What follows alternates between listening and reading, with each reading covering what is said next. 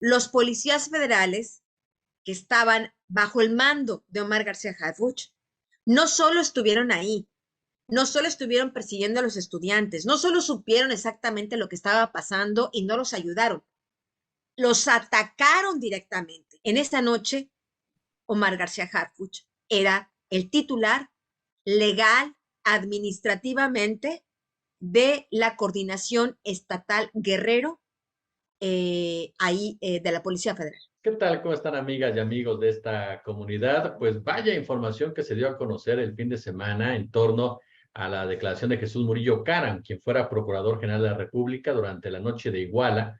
Este hombre que fue detenido el viernes y que, según trascendió, habría dicho que la verdad histórica se fabricó en un cónclave en donde estuvo presente Omar García Harfuch. Ahora, ojo con esto, la participación de García Harfuch en la noche de Iguala no es algo nuevo. Una gran periodista como Anabel Hernández lo ha venido dando a conocer en diversas ocasiones y en distintos espacios. Incluso hay un libro muy recomendable que es La verdadera noche de Iguala, que es necesario que usted vea, lea y entienda. ¿Para qué? Para comprender a fondo esta tragedia que vivió nuestro país. Voy a platicar precisamente con mi admirada Anabel Hernández, a quien saludo con muchísimo gusto. Anabel, ¿cómo estás? Querido Jesús, saludos a ti y al auditorio. Anabel, Omar García Harfuch, tú misma lo has dicho, era el jefe de la Policía Federal en Iguala. Él se deslinda, dice que él no tuvo nada que ver con esa noche, pero en realidad, ¿cuál fue el papel? ¿Qué hacía García Harfuch en Iguala? ¿Cuál era su vínculo directo con lo que pasó con los estudiantes de Ayotzinapa? Bueno, antes de llegar a este tema de exactamente el papel de Omar García Harfuch en la noche de Iguala, creo que tendríamos que decir cuál fue el papel de la Policía Federal en la noche de Iguala para entender la gravedad de los hechos en los que participó García Harfuch. Eh, Como tú sabes, desde octubre de 2014, es decir, apenas días después de los hechos ocurridos en Iguala, he investigado el caso durante los últimos 8 años. Incluso los últimos resultados de mi investigación fueron justamente los documentos que involucran a Omar García Harfuch y otros documentos que involucran a prácticamente todos los policías federales que estaban bajo sus órdenes en Iguala, los cuales nunca dijeron la verdad, falseaban sus declaraciones, las cambiaban una y otra vez cuando declararon ante la PGR y después en un examen de polígrafo, es decir, el detector de mentiras que le aplica la Unidad de Asuntos Internos de la Policía Federal a estos policías en 2015, ahí se determina que estos policías mintieron, que esos policías que estaban bajo las órdenes de García Harfuch estaban al servicio del narcotráfico, que ellos sabían lo que había sucedido y que incluso sabían con anticipación que los estudiantes serían atacados ese día 26 de septiembre. En el marco de mis investigaciones, en el primer viaje que hago a Iguala, comienzo a recoger los testimonios de estudiantes sobrevivientes, de vecinos de la calle de Juan N. Álvarez, por ejemplo, donde ocurrió uno de los ataques, y tuve acceso a los documentos periciales, a las necropsias de los estudiantes asesinados, uno de ellos Daniel Solís y otro de ellos Julio César, su apellido, discúlpame, no me lo tengo en este momento, que quedaron sus cuerpos tirados allá en la calle Juan N. Álvarez. Estamos hablando que ahí fue uno de los ataques más violentos que sufrieron los estudiantes. Estamos hablando de que en la narración que hace el Ministerio Público cuando va a las 3:20 de la mañana a visitar la calle Juan N. Álvarez y a empezar a observar la escena del crimen, hay pedazos de dedos tirados por la calle, hay guaraches sin dueño, que pertenecían seguramente a los estudiantes que desaparecieron esa noche en esa calle. En esa calle desaparecieron al menos 20 de los 43 estudiantes. Había paredes manchadas de sangre y había decenas y decenas y decenas de casquillos de armas de alto poder.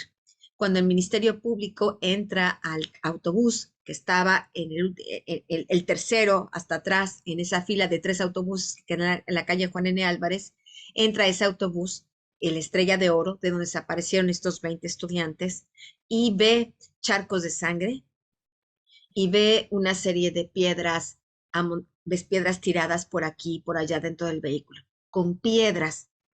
Era el único instrumento que esa noche estos muchachos tenían para defenderse de las armas de alto poder disparadas en su contra por el Estado, por funcionarios públicos que participaron esa noche. Habría que ver esa escena, habría que leer esos documentos para sentir el dolor y la infamia y entender realmente de qué se trató esa noche de Iguala. No era solamente asesinar a los estudiantes, realmente fueron eventos violentos que desde un principio supe bien a través de documentos y de testigos, participó directamente todos los niveles de gobierno, policía municipal, policía estatal, ejército, policía federal e incluso integrantes de la PGR, porque la PGR en Iguala tiene una base de operaciones mixtas. Uno de los eventos más violentos que sucedió esa noche, tuve video de ese evento. Los estudiantes sobrevivientes tomaron video de lo que estaba ocurriendo ahí en la calle Juan N. Álvarez mientras los atacaban, mientras les disparaban, mientras los policías de diversos órdenes los amedrentaban. Y hay un grito desesperado de uno de estos estudiantes. Está diciendo ahí en pleno ataque, ya se van los policías, refiriéndose a los policías municipales.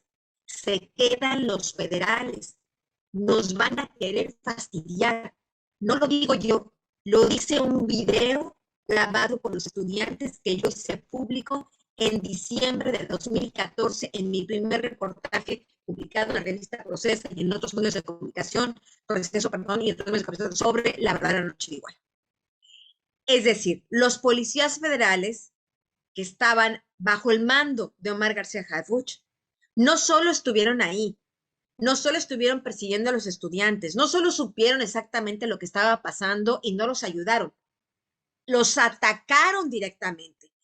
Hay testimonios de vecinos que hablan que la calle Juan N. Álvarez y todas las calles que confluían ahí estaban bloqueadas por unidades de la Policía Federal y que la Policía Federal, los estudiantes lo reconocieron desde su primer testimonio que participaron en el ataque. Ya deja tú la omisión, ya deja tú lo demás. Fue el ataque directamente. Ahora, en esta noche, Omar García Harfuch era el titular legal, administrativamente, de la coordinación estatal Guerrero, de la Policía Federal.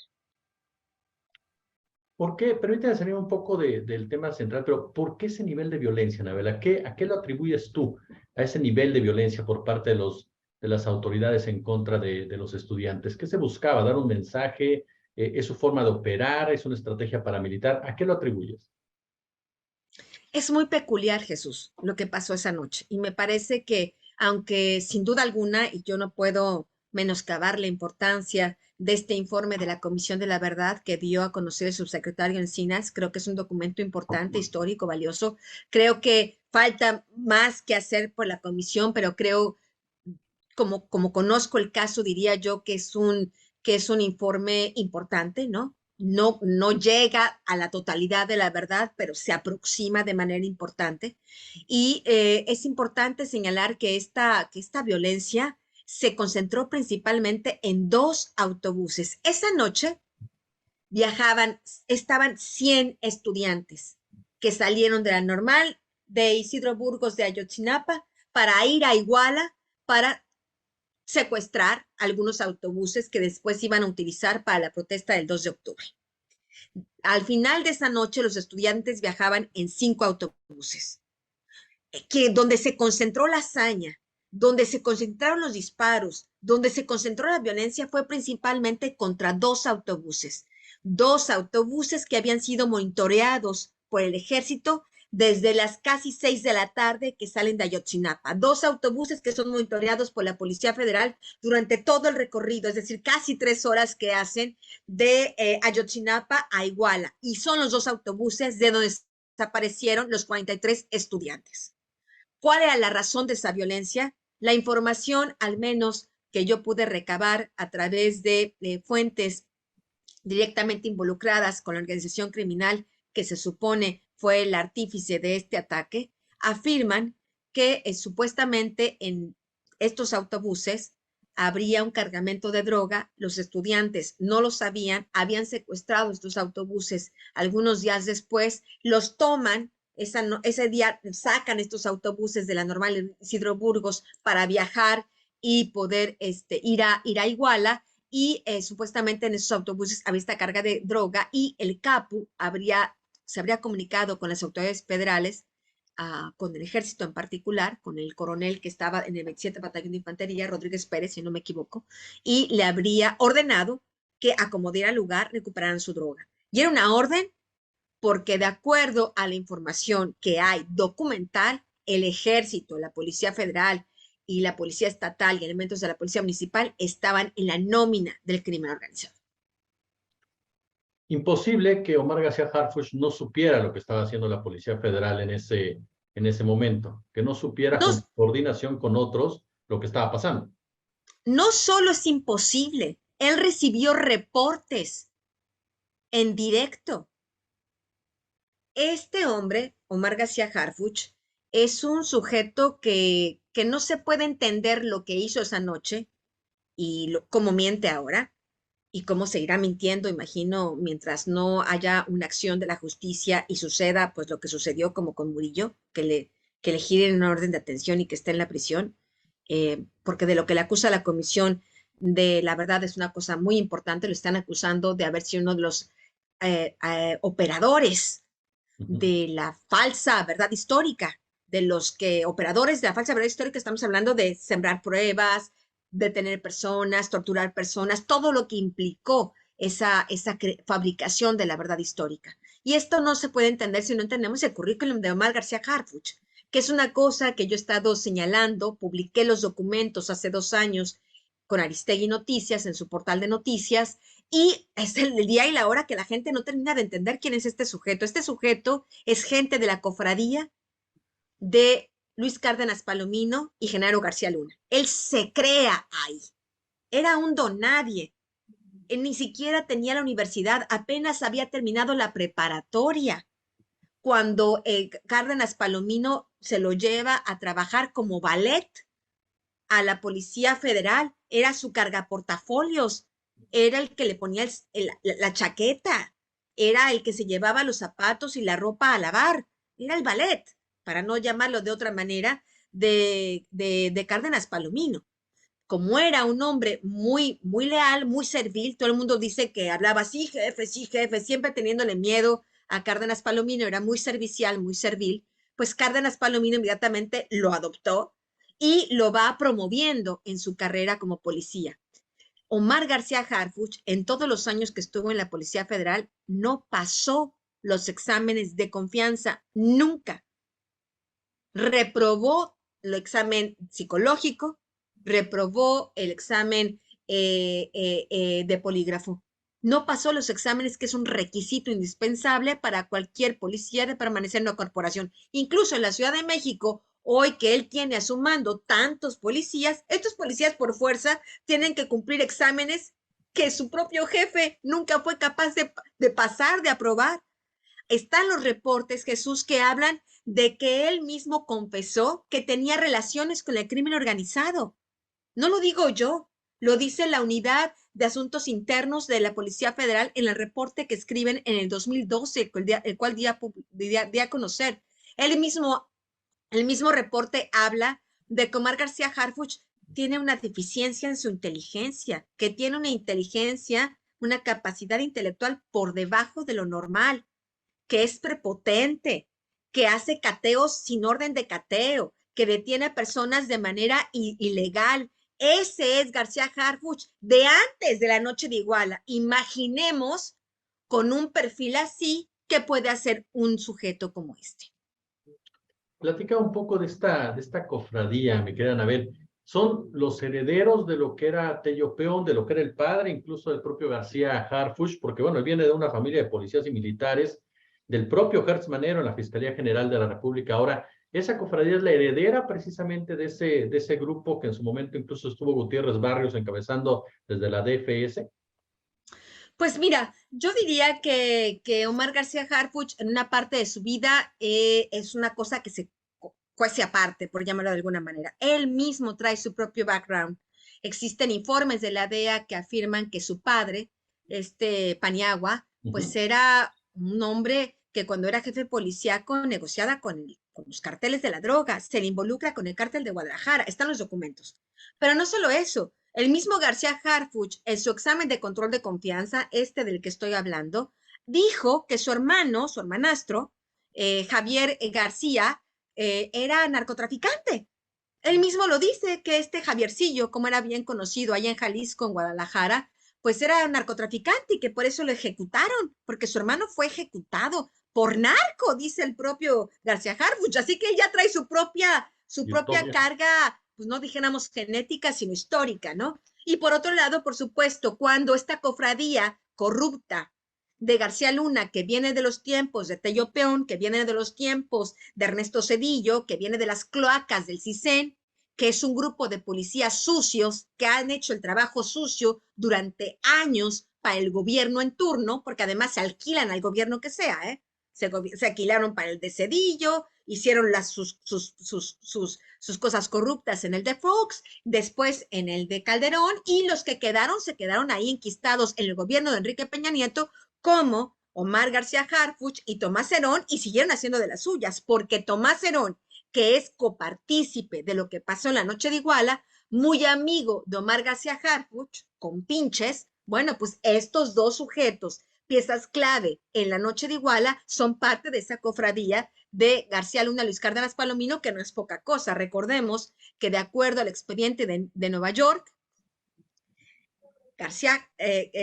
Cárdenas Palomino y García Luna, de 2001 hasta al menos 2019, eso dice el documento judicial, traficaron droga y fueron parte y tuvieron complicidad con el cártel de Sinaloa y cártel de los Beltrán Leiva. Es decir, cuando García Harfuch trabajaba con ellos, estos cuates pues ya andaban en el crimen organizado, sus jefes.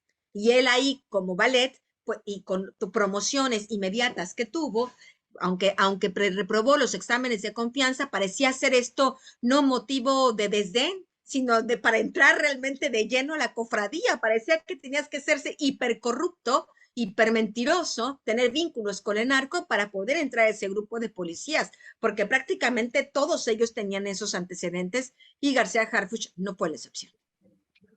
Retomando un poco lo que mencionaste antes sobre el narcotráfico en el caso de Iguala, ¿qué tanto te puede eximir en un momento dado el hecho de que todo el mundo esté inmerso, porque por lo que me describes y lo que dice Alejandro Encinas es un crimen de Estado y participar diferentes instancias en todo ello, vinculadas con el crimen organizado? Mi pregunta es, ¿qué tanto Omar García Harfuch como tal recibía estas órdenes de este narcotraficante al que tú haces mención, Anabel? ¿Era directa la Pues, vinculación? pues yo creo que Omar García Harfuch está involucrado en dos facetas. Él entra a Guerrero desde 2011, se convierte en un policía operador en Guerrero, enviado por Cárdenas Palomino. En el 2011, Cárdenas Palomino trabajaba, de acuerdo a la acusación en Nueva York, para el cártel de Sinaloa y los Beltrán Leiva. Guerrero era una sede de los Beltrán Leiva del cártel de Sinaloa, y ahí manda a su valet, al señor Omar García Harfuch, y ahí lo manda y lo deja de manera en misión confidencial, de acuerdo a los documentos. Omar García Harfuch estuvo realmente operando, conociendo las entrañas de Guerrero, de 2011 hasta al menos 2014, cuando ocurren los hechos de Iguala. Era imposible que él no supiera cómo se manejaba la delincuencia organizada. No era, es imposible que él no supiera quién era quién. Será por eso que su nombre de Omar García Harfuch y su teléfono personal aparecen en la agenda de Sidronio Casarrubias, uno de los supuestos narcos a quien la Comisión de la Verdad imputa los hechos de Iguala. Bueno, cuando lo detienen en 2014, en su agenda personal estaba el teléfono personal y el nombre de Omar García Harfuch. No creo que esto sea casual. Tampoco es casual que en las famosas grabaciones de Chicago, las grabaciones que hizo, las intervenciones telefónicas que hizo la DEA, a miembros de Guerreros Unidos y otras organizaciones criminales, no es fortuito que en aquellas conversaciones los hermanos Casarrubias, junto con otros de sus cómplices, hablaban de Omarcito, que Omarcito los extorsionaba, que Omarcito quería más lana porque era insaciable, incluso hablaban en términos peyorativos de este Omarcito, que era ambicioso y que siempre andaba pidiéndoles más y más y más dinero, lo mencionaban como un hombre del gobierno federal. Así que pues si uno va sacando cuentas y conclusiones, pues podemos intuir quién era este Omarcito. Así que por un lado están esos involucramientos de propio Omar García Harfuch. Está que él era mando superior de la Policía Federal en Guerrero cuando ocurrieron los hechos. Él señala, argumenta en estas entrevistas a modo, porque también el señor anda como en campaña, ¿no? Igual que la señora Sheinbaum anda en su campaña por la presidencia, su jefa, pues ahora es el ballet de la señora Sheinbaum, ¿no? Pues también está en su campaña, ya anda con medios a modo, ya hace entrevistas, y bueno, realmente es vergonzoso lo que pasa ahí, porque nadie le hace las preguntas concretas, precisas. Yo he publicado los documentos, así que alguien podría sacar el documento y decirle, oiga, señor, pero aquí está su firma. Claro. Usted aquí está diciendo que los días de Ayotzinapa, pues usted estaba ahí, está su firma, están los documentos que mandó Luis Antonio Dorantes, el jefe de la Policía Federal, el mismo 26 de septiembre, durante los eventos y hasta al menos septiembre de 2028, dirigidos a Omar García Harfuch. Así que si fuera inocente, ¿qué le costaría reconocer? Sí, yo era el coordinador general de Guerrero, pero a mí nunca me informaron nada, o yo no sabía, o yo entendí mal, o recuerden que tengo un déficit intelectual, así que a lo mejor por eso no entendí nada de lo que estaba pasando, no sé, algo, que pudiera decir algo, pero miente. ¿Por qué miente? Porque evidentemente reconocer que estaba ahí es una imputación pues muy grave a él mismo. Y después viene lo que dice la propia Comisión de la Verdad, que afirma que Omar García Harfuch participó en un cónclave donde estuvo Tomás Herón, donde estuvo Murillo Karam y donde se fragó la infame verdad histórica. Sobre este punto, me queda Anabeli, para terminar y agradeciéndote siempre, por supuesto, tu generosidad con nosotros. ¿Crees que trascienda más allá de la detención de Murillo Karam este tema? García Harfuch comienzan a ubicarlo como candidato a la jefatura de gobierno, apoyado por quien fuera jefe, Luis Cárdenas Palomino, Ricardo Salinas Pliego.